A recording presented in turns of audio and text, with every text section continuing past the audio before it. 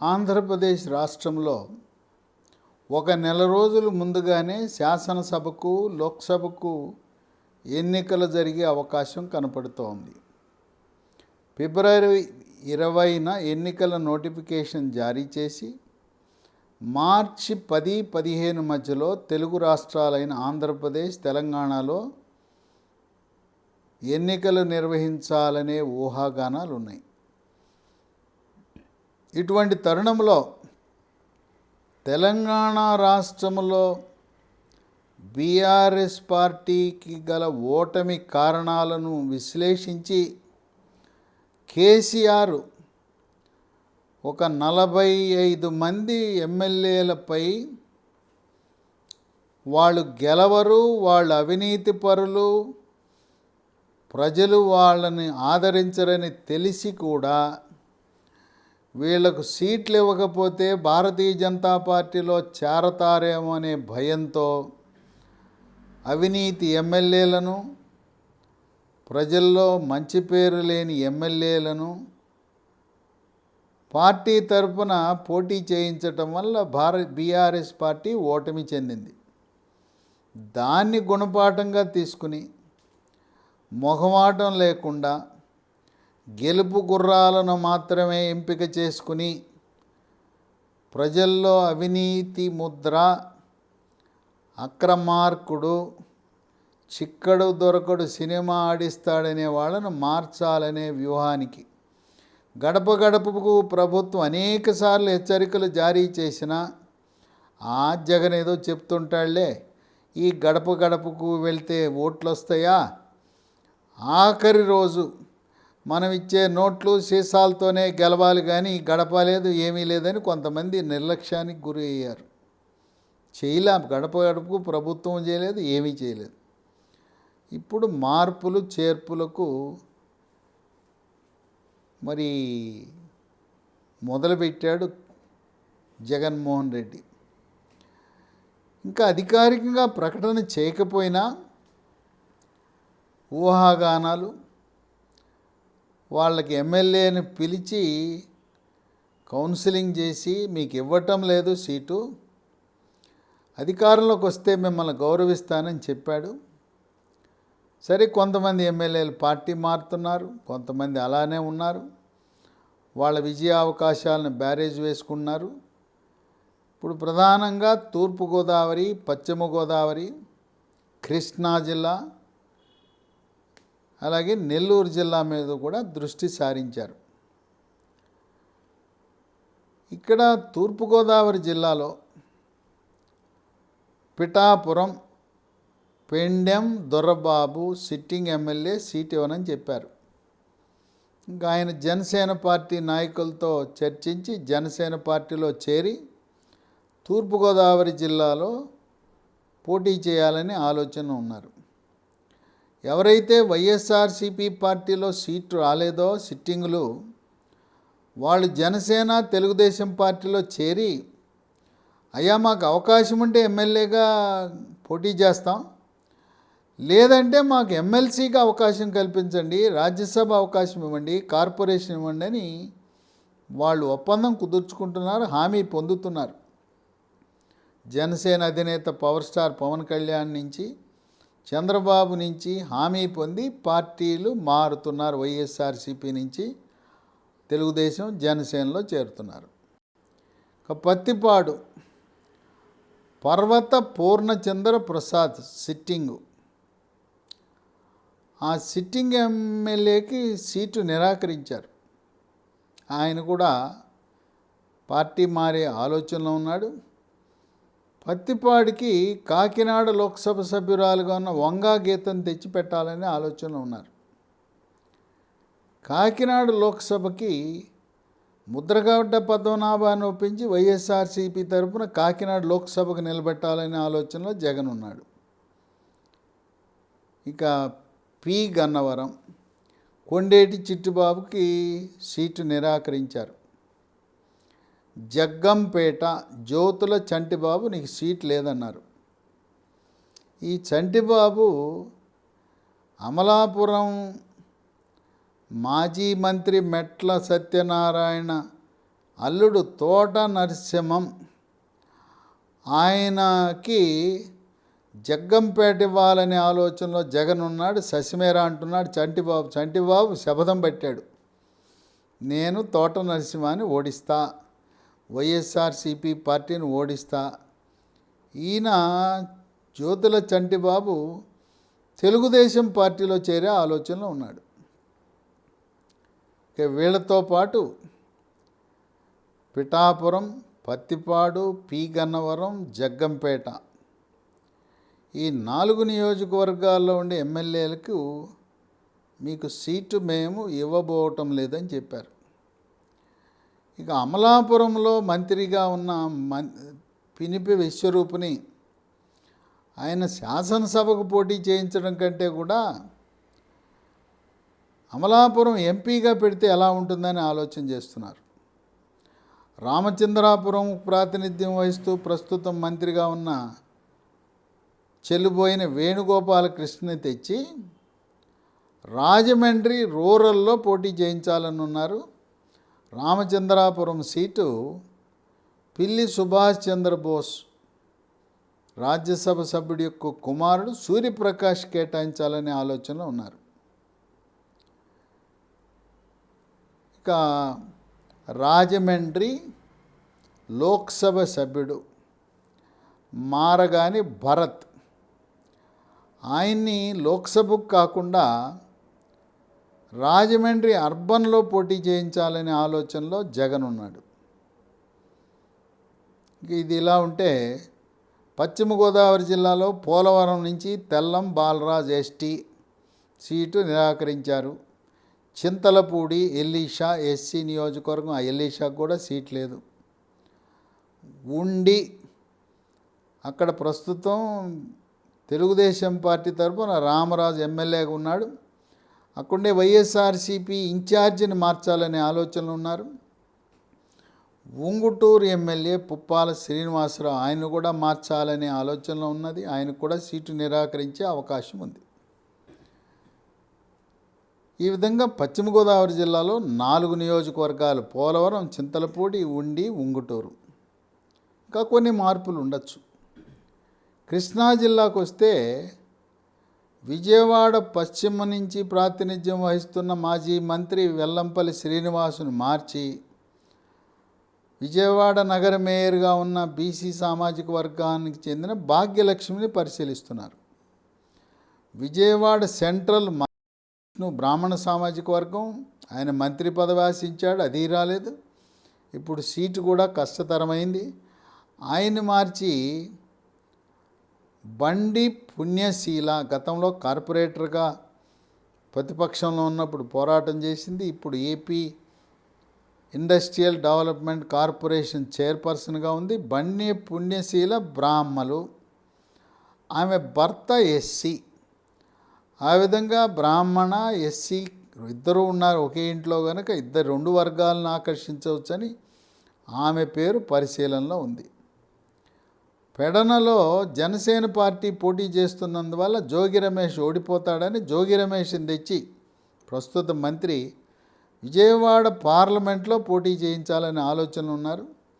ఇంతవరకు స్వాతంత్రం వచ్చిన తర్వాత విజయవాడ పార్లమెంటు పరిధిలో ఏ రాజకీయ పార్టీ తరపున బీసీ సామాజిక వర్గం నుంచి గెలిచిన దాఖలాలు లేవు.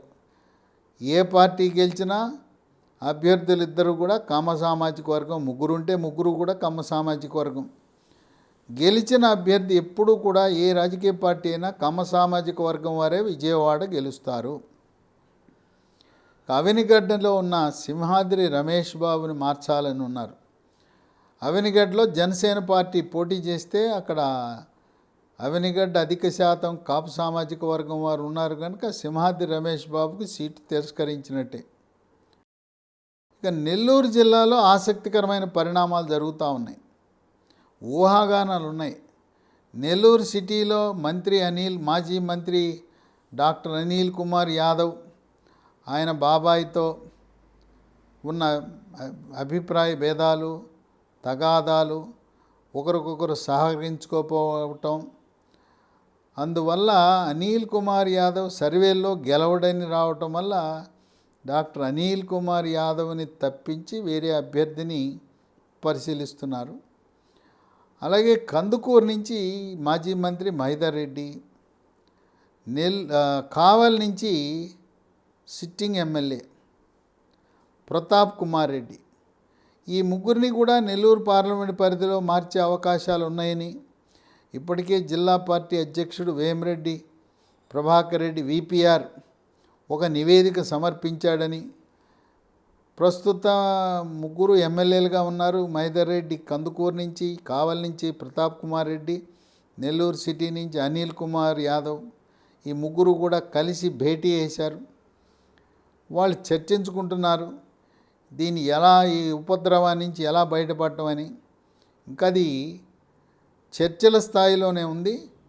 ఏది ఏమైనా ఆంధ్రప్రదేశ్ రాష్ట్రంలో వైఎస్ఆర్సిపి పార్టీ తరపున ఎమ్మెల్యేలు కానీ ఇన్ఛార్జీలు కానీ ఒక 60 మందికి సీట్లు లభించే అవకాశం లేదు. ఇక కొన్ని మార్పులు ఉంటాయి, నియోజకవర్గాల మార్పులు, లోక్సభ సభ్యులను అసెంబ్లీకి పోటీ చేయించడం, ఎమ్మెల్యేలుగా ఉన్నవారిని లోక్సభకు పోటీ చేయించడం, ఆ విధంగా కొంతమందిని రాజ్యసభ సీట్ ఇస్తామని చెప్పి పక్కనుంచటం, ఈ విధంగా మార్పులు చేర్పులకు రంగం సిద్ధం చేసుకున్నాడు జగన్మోహన్ రెడ్డి. అయితే వీళ్ళు చాలామంది మళ్ళీ జగన్మోహన్ రెడ్డి గెలుస్తాడో లేదో నమ్మకం లేదు, ఎందుకు వచ్చిన అవకాశం పోగొట్టుకోవటం అని చెప్పి జనసేన పార్టీలో కొంతమంది చేరుతున్నారు, కొంతమంది తెలుగుదేశం పార్టీలో చేరుతున్నారు. అక్కడ కొన్ని హామీలు పొందుతున్నారు. ఎక్కడైతే ఖాళీలు ఉన్నాయో, పొలిటికల్ వ్యాక్యూమ్ ఉందో అక్కడ సీట్లు లభిస్తాయి. లేని పక్షాన వైఎస్ఆర్సిపి పార్టీ నుంచి జనసేన తెలుగుదేశం పార్టీలో చేరిన వారికి వివిధ పదవుల హామీ లభిస్తూ ఉంది. ఎమ్మెల్సీ, రాజ్యసభ, కొంతమందిని బలమైన నాయకులను ఎమ్మెల్సీగా తీసుకుని మంత్రి పదవి కూడా ఇచ్చే అవకాశం ఉంది. కార్పొరేషన్లు, మేయర్లు, ఈ విధంగా వాళ్ళకిచ్చే హామీలు. వాళ్ళకే కాకుండా కొంతమంది నాకు పర్వాలేదు నా కుటుంబ సభ్యులకి ఇవ్వమని కూడా కోరుతున్నారు. కుటుంబ సభ్యులు వారసులకు కూడా సీట్లు ఇవ్వడానికి జనసేన తెలుగుదేశం పార్టీ వాళ్ళ భవిష్యత్తు దృష్ట్యా వైఎస్ఆర్సిపి పార్టీకి అంటిపెట్టుకుని ఉంటారనే నమ్మకం ఏమి లేదు. ఇప్పటికే ధిక్కారణ ధోరణులు, ధిక్కార స్వరాలు వినిపిస్తున్నాయి. ఎవరైతే సిట్టింగ్ ఎమ్మెల్యేలకు సీట్లు నిరాకరించారో వాళ్ళ నియోజకవర్గ పరిధిలో వివిధ మండలాల్లో సభలు సమావేశాలు పెడుతున్నారు, అభిప్రాయ సేకరణ తీసుకుంటున్నారు. వాళ్ళ అనుచరులు, హితులు, సన్నిహితులను ఏం చేద్దాం, మనం ఏ పార్టీకి వెళ్దాం, ఎలా చేద్దాం, మనం ముందుకు అడుగులు ఎలా వేద్దామని చెప్పి వాళ్ళని సంప్రదిస్తున్నారు. ఈ విధంగా 60-70 మందిని మార్చటం వల్ల జగన్మోహన్ రెడ్డికి కలిసి వస్తుందా, లేదు గెలుపు ఓటమి మధ్యలో 5,000 లోపే, అంటే ఒక పెద్ద గ్రామం లేదా 2 చిన్న గ్రామాలు ప్రభావితం చేయొచ్చు కనుక ఈ తొలగించిన సీటు ఇవ్వని ఎమ్మెల్యేల ప్రభావము, వాళ్ళ యొక్క అనుచరగణము, బంధువులు, వాళ్ళ దెబ్బకు పార్టీ మరి కకావికలై ఓటమి దిశగా అడుగులు వేస్తుందా అనేది విశ్లేషకులు, ఇది కొంచెం కష్టతరమైన విషయమే.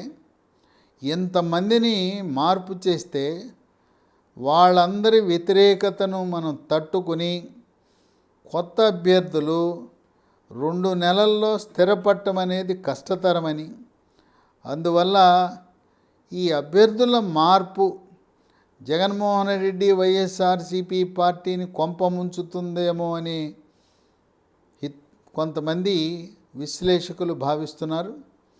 ఏది ఏమైనా ధైర్యంగా జగన్మోహన్ రెడ్డి మార్పులు చేర్పులు చేసుకుంటూ ఒక్కొక్కరిని పిలిచి అక్కడ ముందు మిథున్ రెడ్డి, సజ్జల రామకృష్ణారెడ్డి వాళ్ళిద్దరూ మాట్లాడిన తర్వాత ఫైనల్గా ఆఖరికి జగన్మోహన్ రెడ్డి దగ్గరికి వెళ్ళి ఆయన చెప్పే మాటలు విని ఆయన ఓదార్పుకి మరి సంతృప్తి చెందుతారా, ధిక్కార స్వరము వినిపిస్తారా అనేది ప్రశ్నార్థకమే.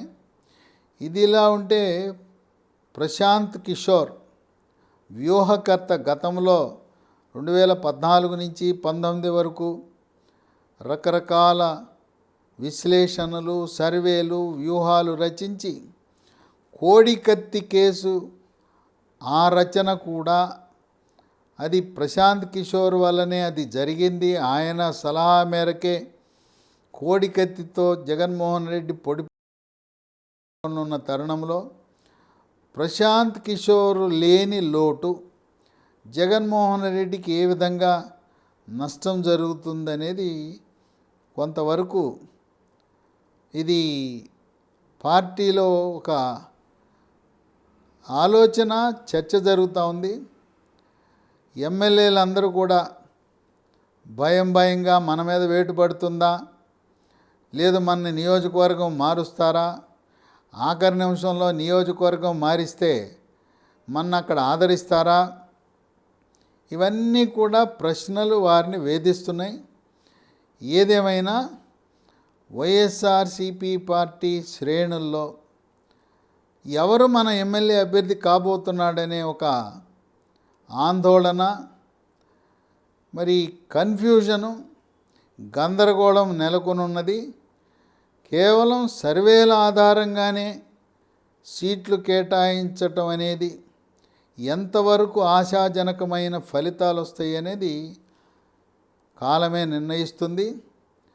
మరి ప్రస్తుతానికి మూడు రాజధానులు అంటున్న జగన్మోహన్ రెడ్డికి అమరావతి రాజధానిని మార్చే ప్రక్రియ గట్టిగా, బలంగా షాకు తగలబోతుందని విశ్లేషకులు భావిస్తున్నారు.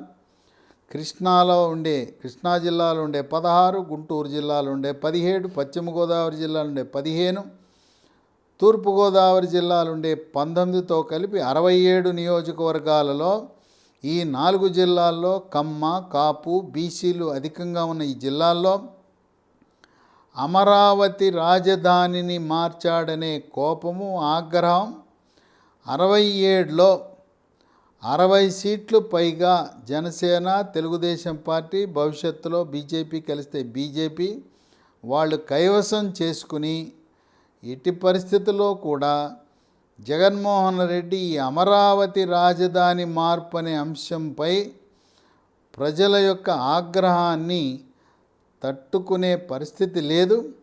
ఎందుకంటే ఎన్నికల ముందు మేము అధికారంలో వస్తే అమరావతిని రాజధానిగా అభివృద్ధి చేస్తామని దొంగ మాటలు చెప్పి అబద్ధాలు ప్రచారం చేసి మరి తెప్ప దాటే వరకు ఓడమల్లన్న అని తెప్ప దాటిన తర్వాత బోడెమల్లన్న అన్నాక నది తెప్ప దాటిన తర్వాత తెప్ప తగలదేసిన చందాన అమరావతి రాజధాని మార్పు అది పెద్ద షాకు వైఎస్ఆర్సీపీ పార్టీకి ఇవ్వబోతూ ఉంది. ఇంకోటి, ఈ రోజున రోడ్లు ఎక్కడ చూసినా గ్రామీణ రోడ్లు, పట్టణ రోడ్లు. ఆంధ్రప్రదేశ్ ట్రేడ్ మార్క్ అంటే గుంతల రోడ్డు అని చెప్పి ప్రపంచ దేశాలలో ఉండే తెలుగు వారందరూ కూడా చర్చించుకుంటున్నారు. మరి ఓటు వేయడానికి ఆ గుంతల రోడ్లపై వెళ్ళాలి కనుక ఈ 2 నెలల కాల వ్యవధిలో గుంతలు పూడ్చలేరు, రోడ్లు సరిచేయలేరు కనుక ఆ ఒక్క అంశము గుంతల రోడ్లు అనేది వైఎస్ఆర్సీపీ పార్టీ ఘోర పరాజయం చెందేలా చేస్తుందని విశ్లేషకులు భావిస్తున్నారు.